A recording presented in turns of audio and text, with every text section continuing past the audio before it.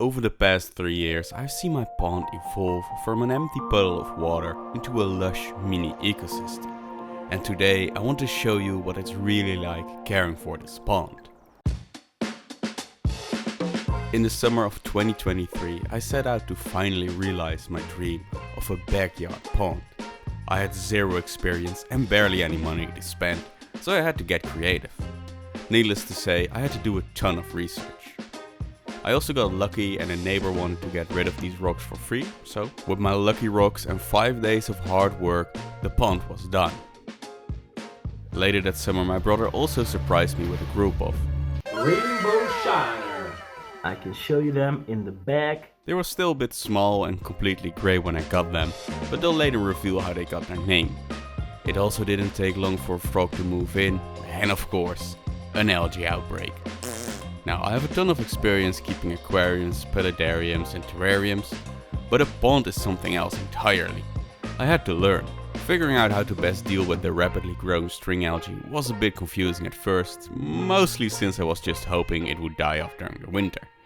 But as you can expect, this didn't work. Next spring I added an algae remover, which was very effective, but an important side note to these kinds of products is that they're only ever a band-aid. If you don't address the underlying issue, algae will just bounce right back. I figured that in my case, the pond needed way more plants to suck up all the excess nutrients. So as expected, I added a whole lot of plants, both in the water area as well as to the bulk filter. Now this was super effective, but the goldfish I added next were the real heroes, as they started munching away at the algae.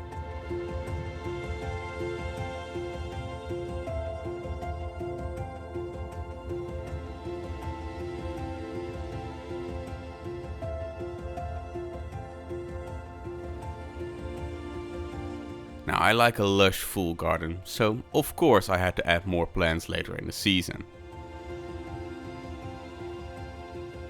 And once breeding season rolled around, the shiners showed off why they're called rainbow. I absolutely love seeing these colors on the fish, especially the iridescent blues you see from the top. But what I found next was even better.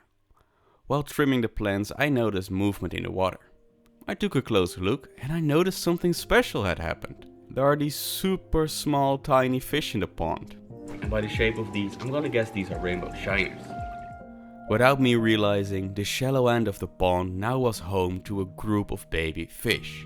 And they were not alone. Over the following weeks, I kept finding more and more baby shiners all over the pond. In the filter, in between the plants, between the lily, they are everywhere. And they sure are a little highlight of this pond.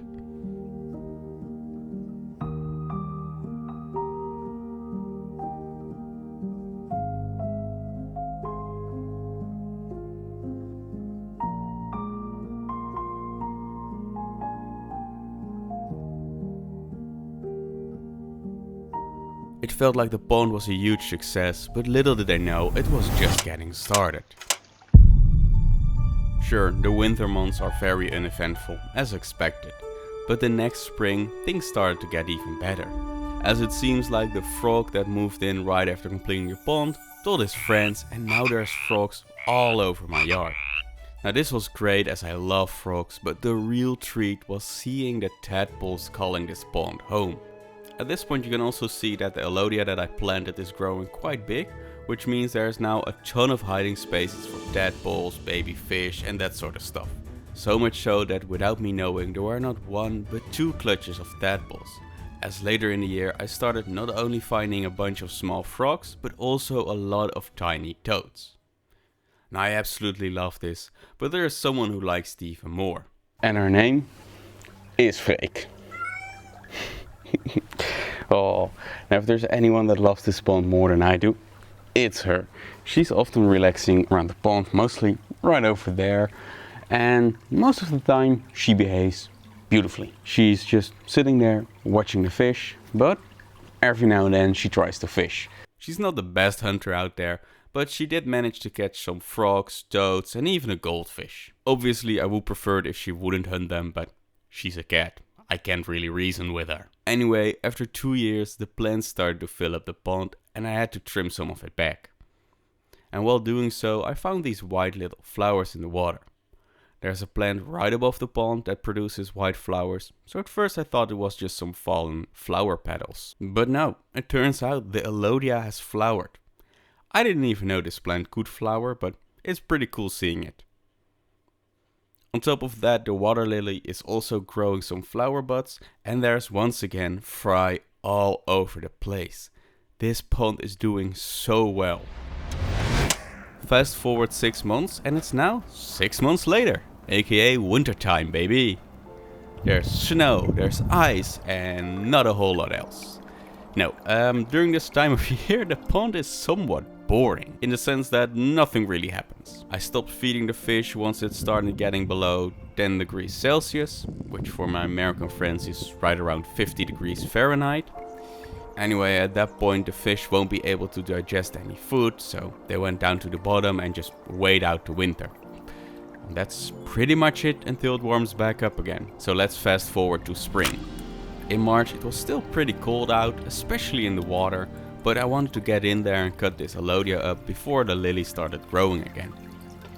I've developed a sort of love-hate relationship with this plant. On the one hand, it provides the perfect refuge for small fish, tadpoles, etc, etc. But on the other hand, oh boy does this plant grow out of control fast. Anyway, trimming it down and a teeny tiny little water change is the only maintenance I did. A month later and we got a garden refill! Now I'm only including this clip as I was surprised at how much everything grows during the summer. But I'm getting ahead of myself. Let's take a step back and, well, install a new camera. I decided to get one of these wild cameras to monitor who visits the pond when I'm not watching. I'm not really sure what to expect. I'm just hoping to be surprised. And it should probably come as a surprise to no one that my cat takes up 90% of the footage this thing records. But there's also some creepy nighttime footage. Yeah, and something I've never seen with my own eyes are birds taking a bath in the waterfall. This is exactly the kind of stuff I was hoping for. The local wildlife enjoying my... Oh, what's that? Why is he here? And why am I now missing a goldfish? 1, 2, 3, 4, 5, 6, 7. No, false alarm. Okay, I'm sorry about that. Anyway, here's a magpie just vibing and eating something, I guess. I'm not really sure if that was a frog or just a leaf. Either way, it got away. Now this camera also picked up a ton of wind, rain and sun. It also picked up this moth in the rain, which I don't know why I like this footage so much. I just think it's cool. And this clip had me on the edge of my seat trying to figure out what it was. It's definitely some kind of animal.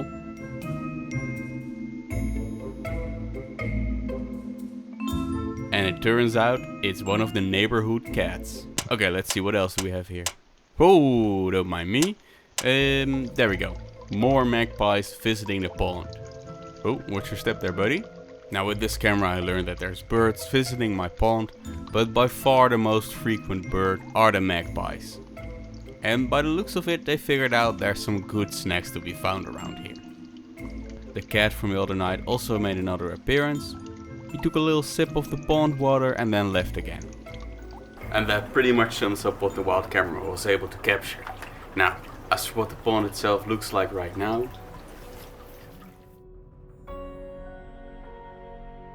what started as a simple puddle of water has transformed into a small oasis for my local wildlife. From the fish and the frogs that live in the pond, to the magpies and other birds using it to find food, and of course my cat that loves to drink the water.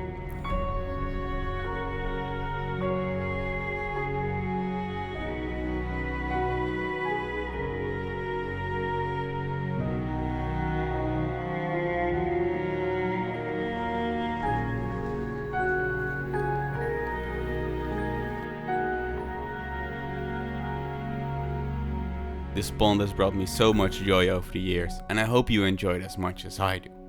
If you do, I'm pretty sure you'll also like the time I raised a group of tadpoles. I'll see you there.